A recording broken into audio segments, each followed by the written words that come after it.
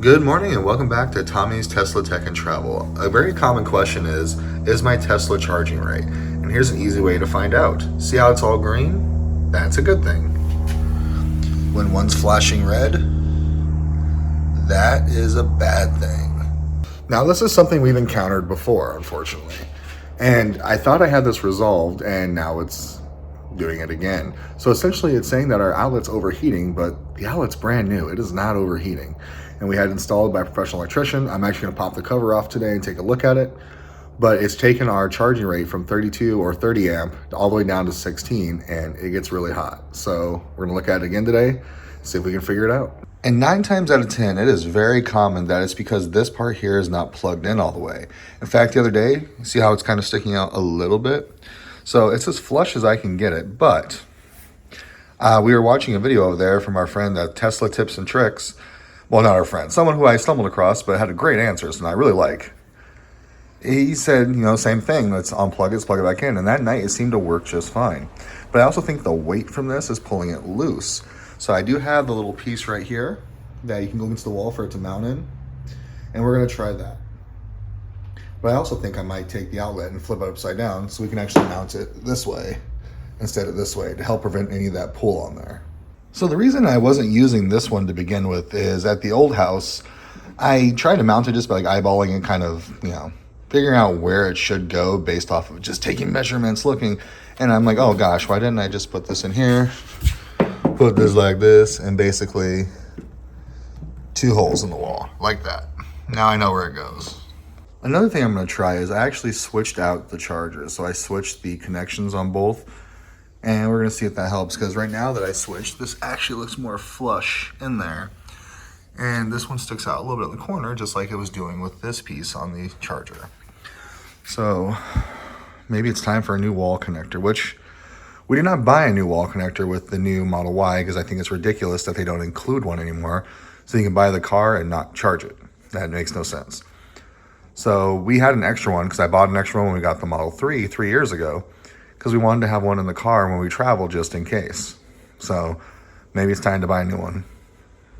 Because it used to be when you got a Tesla, it came with a charger, it came with a license plate cover, like a frame, it came with a front license plate that you would use like places like California, for example. And obviously one of these guys right here, this is a converter, so if you use a non-Tesla charger, this helps convert it to a Tesla, the CCS into a Tesla port. Now, this is all it comes with. You used to have all that extra stuff with it, not so much anymore. Prices go up, stuff comes down. Kind of dumb. So I just discovered something in the Y that I never noticed in the Model 3. So I'm going to check in a second if the Model 3 has it, but let me show you what I'm talking about first. I was just putting the adapter here in the center console just in case we got to stop and charge somewhere. And I noticed this. Has there always been a cigarette lighter outlet here in the Teslas? Let's go check the Model 3 if there is. I'm going to be so upset I've never noticed that. Son of a... How have I never noticed that before? Why do we have 2 Teslas? Because we like 2 of them. Because we like 2 of them? Okay. Sorry, Charlie was asking why our neighbor had a car and a truck. I said, why do we have 2 cars? He's like, because you want 2 cars. All right, so we're actually going to take the Model 3 right now over to get washed. And I thought this would be a fun little introductory video because we talked about changing out the chargers and everything else to try and troubleshoot them. But I also want to make a video comparing the 2 models. What actually makes them different and what makes them similar. So this is something that, I don't know, we're not going to do very often now, which is be in the Model 3. Charlie, can you say hi? Hi. That's Charlie. Right now we're going to go wash the Model 3 right now because I haven't had it for a while and it could use a bath. Hey Chuck. What? What kind of cars do we have now? Model 3 And? and Model Y. Which one do you like better? Model 3 and the Model Y. You like them both, right? Yeah. That's my boy.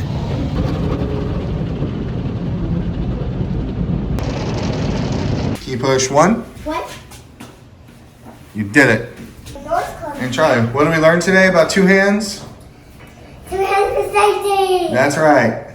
Don't get me wrong, I absolutely love our new Model Y, but the Model 3 is it's just a pretty car, guys. I'm a fan. Looks like one of the new Model 3s. So a little bit of sad news. I came to purchase a couple things I was going to order online, like a new 1450 adapter, as well as a new cable organization kit because I really like the one that I bought from Tesla before. But I also wanted to ask because when I was ordering the car, I was told by the representative that helped me that either I can use a referral code or if I use my email address, I'll get the same perks, which included a couple months of self-driving. I just found out that was not the case. I do not get the self-driving using my loyalty rewards, but I also found out I have 10,000 points to use where I can purchase things on their website. And most things I was looking at are under like 2,000 points each. So yeah, I'm glad I stopped by for that, but sad I don't get to do the self-driving stuff. So we're gonna try something for tonight and see if this works before we jump to any other conclusions. What I did was our mobile connectors here, I actually swapped out which one was where and swapped the pieces. I think part of the issue is here, since it's hanging, the weight from it is pulling it out a little bit. So I'm hoping the new connector on here is going to prevent that from happening, but we're still going to put in the little holder against the wall to prevent it from pulling down there. Before we do anything, we gotta make sure we're doing some safety first. Turn off the breaker. There you go, lights off, disconnected. Now let's put in a holder. So when we do this, we're not gonna make the same mistake I made when I did it previously. What I'm gonna do is I'm gonna leave this screw in here. We're gonna unplug it. This bad boy is going right in here like that. Get it as far down as we go. And I'm going to plug it in again for all intents and purposes. We're gonna make an indentation with the screw to show us where our hole is gonna go. And like always, you wanna make sure you have the right tools for the job. I have a 3/16 drill bit and I have my drywall anchor and the screws to go with it. So now, let's get this in there. Speaking of right tools for the job, if you guys have never seen these, they're called stud buddies. These are awesome. I hang my own TV. I mean, I don't know if you've seen on the show, I'm kind of handy. I like to do my own work. I have all these different stud finders. Sometimes they work perfect, sometimes like, why was that off? I saw these and I've used them and they are friggin' gnarly. So instead of you going through being, oh, where's the stud? You just kind of run your stud buddy around there and it finds the drywall screws in there. And there's my stud, which makes sense because this outlet would be mounted to the stud. So we know we can go just below it because the cable should be running that way and up, or just directly up into the junction box or breaker, you know what I mean. And one thing I do different than most folks, since this is just drywall and it's not behind a stud, I am actually just going to use, I'm not using a drill. I'm just kind of doing the pilot hole because where it should be, there's not going to be anything behind it. So once I get through the drill, so like right now, I'm actually already through. Yeah. Just like that.